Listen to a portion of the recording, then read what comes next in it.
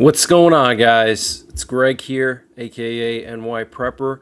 It is Friday, August 21st, 2026, and I have some breaking news to share with you guys.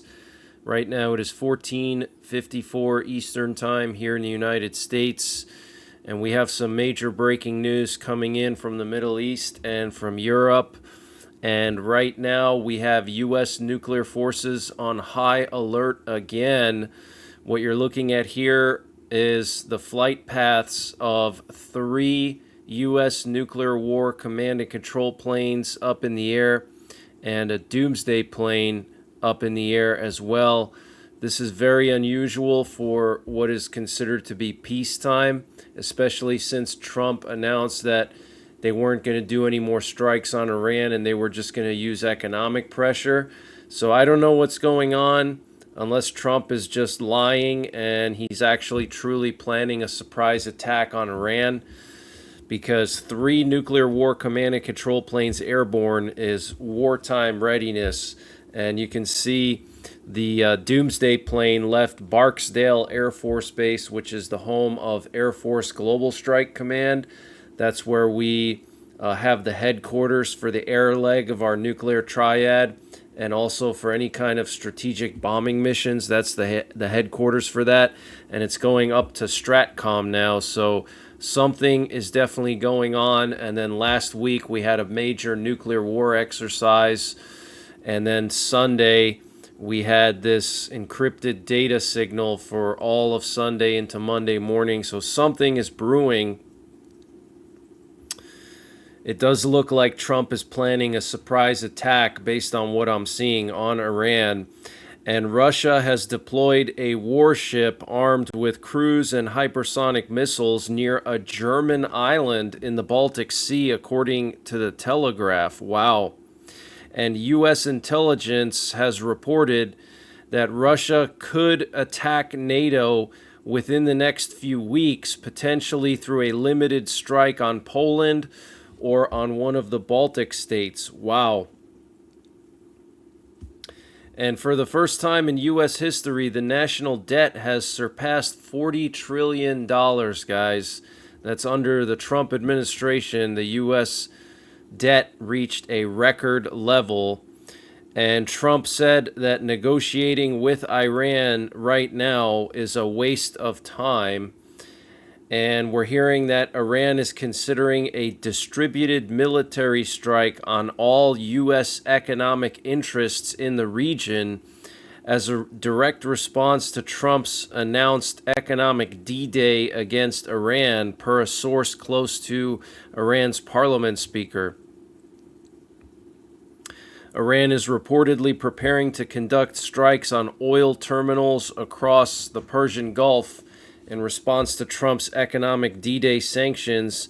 It would be an attempt at surging global energy prices by destroying Strait of Hormuz bypasses. So, for example, Saudi Arabia has that one pipeline that crosses through the middle of Saudi Arabia from the Persian Gulf to the Red Sea, and that's the main bypass right now for oil. But if Iran strikes that pipeline in multiple areas, or if they hit the refineries or the loading and unloading terminals, then that would take that pipeline down, and oil prices would double or triple even to of what they are now. And a senior Iranian official stated that Iran is preparing to damage Trump's presidency through economic warfare aimed at making him lose the November midterms. And the number of ships crossing the Strait of Hormuz is still in the single digits, according to Reuters, citing Kepler data. Only 7 ships crossed the Strait of Hormuz yesterday, of which 4 entered and 3 exited.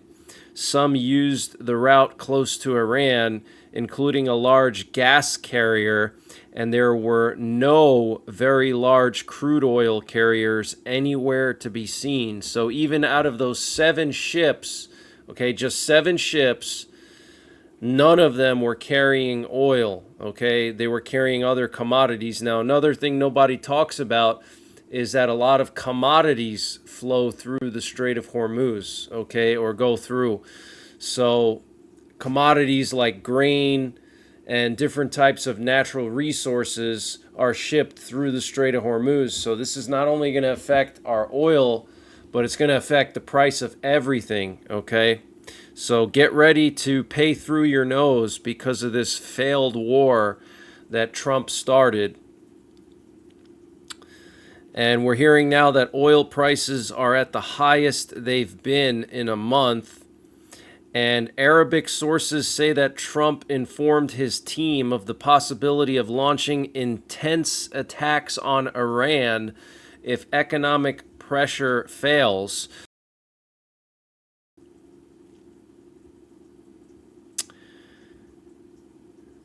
So Trump told his negotiating team that chances of an agreement with Iran have become slim.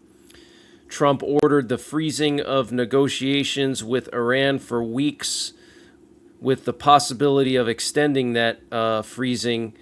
And the Trump administration was informed of reports of an Iranian plot to resume attacks on U.S. and other ships in the Strait. The Trump administration was also informed of intelligence of a potential Houthi escalation in the Red Sea.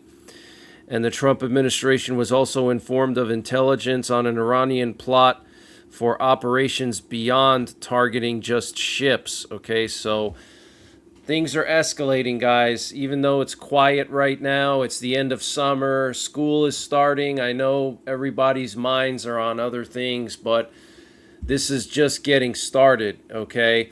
The ball is just starting to get rolling right now. It's going to escalate as we get into the winter time. It's not going to get any better. It's just going to keep getting worse, okay? And the Israeli Defense Minister Israel Katz warned Turkey's President Erdogan against involving Turkey in dangerous adventures in Syria after Israeli jets bombed Syria close to Turkish troops. And also, the Israeli Prime Minister Benjamin Netanyahu held an emergency war cabinet meeting yesterday because Turkey is now moving massive amounts of military hardware into Syria. So I don't know if Turkey's going to go to war with Israel, but that would be biblical. That would be right out of the book of Ezekiel, chapter 38 and 39. And the Kremlin said that European and Western countries, including Britain, are working to continue fueling the Ukraine conflict. The Kremlin also confirmed that there are no indicators for optimism regarding the peaceful settlement in Ukraine. Okay, so Russia is doubling down. They're going to be mobilizing a large number of troops very soon, and they may even be getting ready to invade the Baltics or Poland in the next few weeks. And a Romanian F-16 destroyed a kamikaze sea drone near the Neptune deep gas platform in the Black Sea. The drone was spotted at 6:28 a.m. local time 2 nights ago, several hundred meters from the Neptune deep gas project and about 80 nautical miles east of the Black Sea port city of Constanta. So this is a Romanian deep gas platform, and this is the second time that a Russian drone was found close to this gas platform. Okay, very, very concerning. And the Finnish Ministry of Defense reported that there was a suspected violation of their airspace by a Russian aircraft. This was yesterday. And Russia's Perm oil refinery, one of the largest in Russia, is now on fire because of a Ukrainian drone strike. And Russian drones attacked a border crossing with Moldova in Ukraine last night.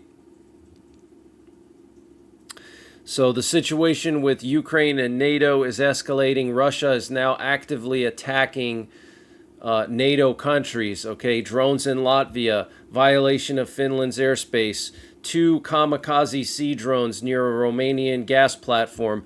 Missile flies 60 miles into Poland. These are all probing attacks. Okay, Russia is testing NATO's resolve and seeing if they're going to respond or not.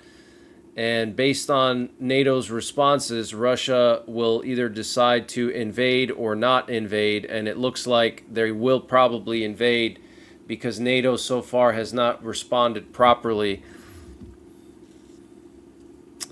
And Trump disclosed yesterday that North Korea possesses 57 nuclear weapons.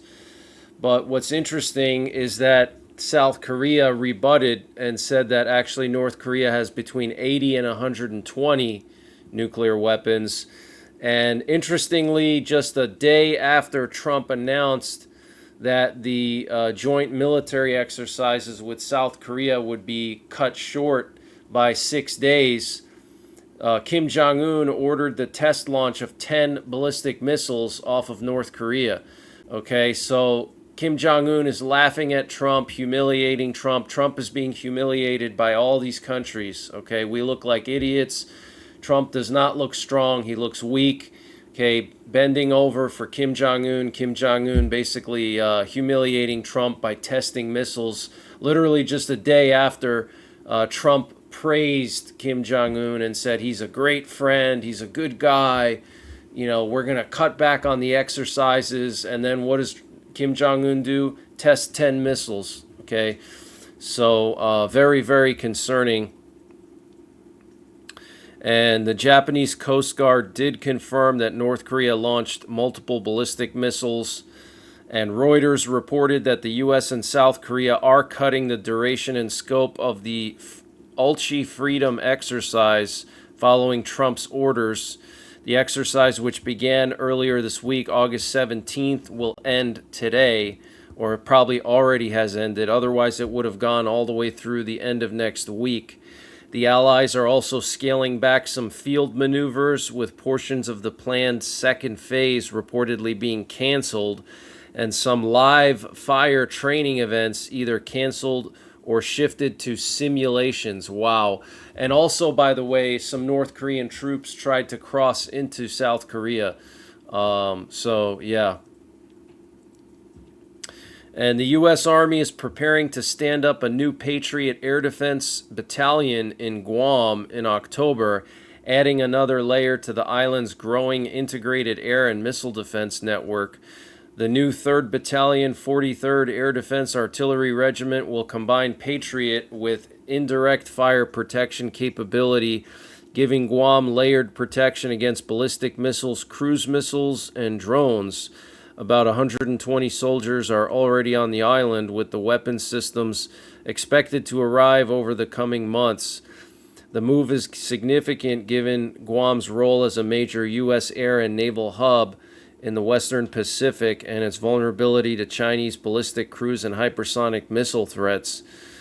So very, very interesting. We're suddenly beefing up our air defenses in Guam. But that's the latest breaking news that I have. And until the next time, take care, God bless, and don't forget the 3 Ps. Prepare, practice, and persevere. And this update was sponsored by EMP Shield. Guys, EMP Shield has created a special discount just for you, the listeners of the NYPrepper channel. If you go to empshield.com and use the promo code NYPrepper, you can get 15% off your entire order. And why do you need an EMP Shield? Well, this is a special device to protect your vehicle, your RV, your solar generators, your radios from an electromagnetic pulse, which could be caused by a solar flare or potentially a rogue country like North Korea detonating an electromagnetic pulse weapon over the United States that's mounted onto a satellite. So protect your vehicles, protect your RV, protect your radios, protect your generators with an EMP Shield. Use my promo code NYPrepper to get 15% off. Installation is super simple. This is a veteran-owned business, 100% American-made, and the EMP Shields have been tested by the military, okay? And free shipping is included to the entire continental United States. And the link and the promo code are in the description below this video.